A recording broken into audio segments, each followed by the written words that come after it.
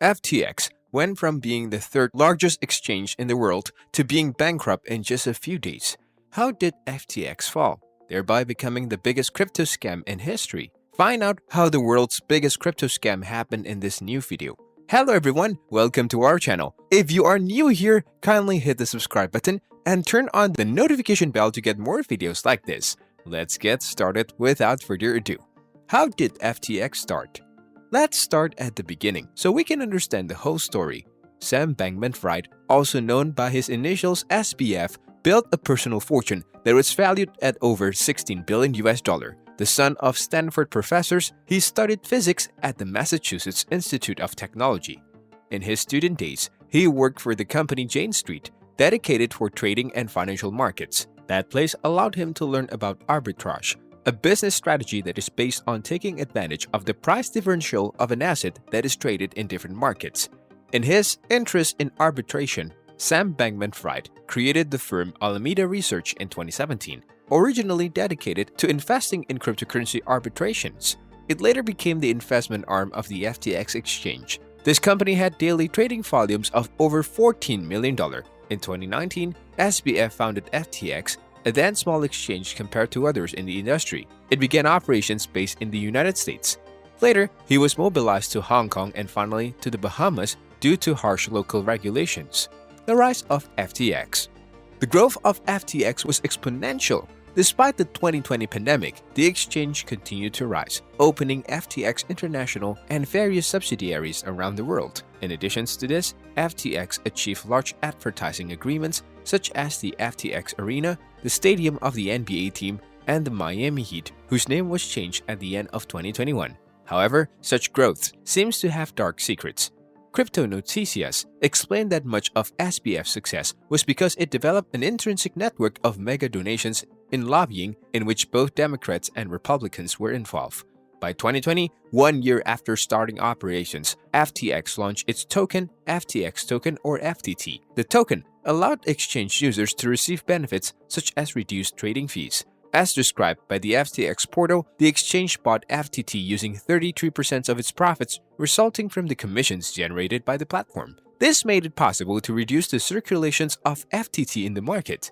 Together with a great marketing campaign, the token was able to reach its all-time high above $79 in September 2021. Since FTX was the one that issued its token, with its price increase, the financial balances show high gains. Given this, the exchange began to use it as collateral to request loans, whose figure amounted to $8 billion.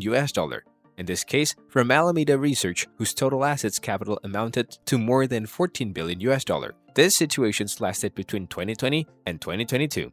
Conditions of FTX during the crypto winter. As we tell you in this video, Bitcoin reached its all-time high in November 2021 at $69,000, and by May, it was less than $30,000, which means it has lost more than half its value. Ethereum reached its all-time high at $4,800, and by May it was at $2,000. But the biggest drop was that of the Luna and USD tokens, which ran on the Terra blockchain. Supposedly, USD is a stable coin. That is, it does not have the volatility of other cryptocurrencies, and to be stable, they are supported by physical assets such as dollars. But USD was backed by Luna, so if one fell, the other fell. Luna reached $120, and for May, it was worth 0.00013, while USD went from being worth $1 to less than 10 cents. Lots of people lost everything because they got excited about doubling their money. Before we proceed, know that easy money ends badly because it is cheating. Coinbase lost 75% of its value, and there was talk of possible bankruptcy. The hedge fund Three Arrows Capital went bankrupt with $3.5 billion in debts for being, according to its founders, too optimistic by investing their clients' money in risky operations, especially in Terra. OpenSea, the largest NFT marketplace in the world, started laying people off, among other dramas that turned everything upside down. During this tragedy, which was one of the hardest for the crypto economy, FTX helped bail out several companies like Voyager and BlockFi. SBF even said it had a few billion more to help. Not only did it feel the blow, but it helped other companies to recover. For all this, SBF was seen as a business genius on the level of Warren Buffett. Since the end of the last year, A regulation for stable cryptocurrencies or stable coins has been called for because they are not always backed by physical assets, which could cause big problems in the market, especially since more than 25% of Americans own cryptocurrencies, while in 2015 it was only 1%. Banks and hedge funds also entered. The fall of FTX. What happened? In October, SBF mocked Changpeng Zhao, or CZ, the CEO of Binance, in a tweet. This tweet could be the most expensive ever because it cost SBF the company. Let's put ourselves in context. Binance is the largest exchange in the world, and its CEO CZ has a fortune of almost $100 billion at the beginning of 2022. Currently, it is $17.7 billion. CZ is a Chinese Canadian and Binance is a company founded in China, although it no longer operates there. And you know the problems that country has with the United States, for which Binance has been constantly in the eye of legislators. It has been accused of money laundering, among other things. To cut the chase, the SBF's tweet against CZ made fun of his investigations and whether he is allowed to go to Washington. The tweet was deleted, but many screenshots are circulating on the internet. On November 2nd, a CoinDesk report revealed that most of the assets of Alameda Research were in FTT, the FTX currency. In other words, most of his assets were the creations of his sister company, which is not illegal, but raises great suspicions because between Alameda and FTX, they had 75% of the existing FTT in the market and they were blocked. That is, they were not in circulation. So FTT price increase inflated their accounting income statement, even though it was fictitious because it was a currency that they had invented and of which they had the most. In addition, Alameda Research used money from FTX clients to make a risky investment. At that time, the market value of FTT went from $7 billion to $500 million. Alameda was buying tokens before they were listed by FTX, which implies that they used inside information. Alameda also used the money from FTX clients, and when they lost money, Alameda won. Then, CZ posted on Twitter that Binance had about $1.2 billion in FTT because they had invested in the company before, but FTX bought back their shares and part of the payment was made in FTT. However, CZ said that he was going to sell it all after the recent revelations. He also said that they had learned from Luna and that although they had supported them before, he was not going to support people who lobby against the rest of the industry. SBF responded with a tweet saying that their assets and FTX were fine and that there were rumors spread by a competitor trying to smear them. But panic set in and the value of FTT plummeted because people started withdrawing their money. Were 600 million requests in just 3 days, and they had to freeze the withdrawals. FTT went from $24 to less than $2. That's over 90% loss. And the company was left with a $10 billion deficit, and the only way to survive was a bailout. The bailout came from arch-rival CZ and Binance, which posted on Twitter that FTX had asked for help and that they had signed a non-binding agreement to help them with their liquidity crisis. The non-binding agreement means they can leave whenever they want. But just a day later, they backed out of the deal, saying the company had a lot of problems. What's the current situation of FTX? 2 days later, FTX declared bankruptcy and SBF resigned as CEO and disappeared from the map.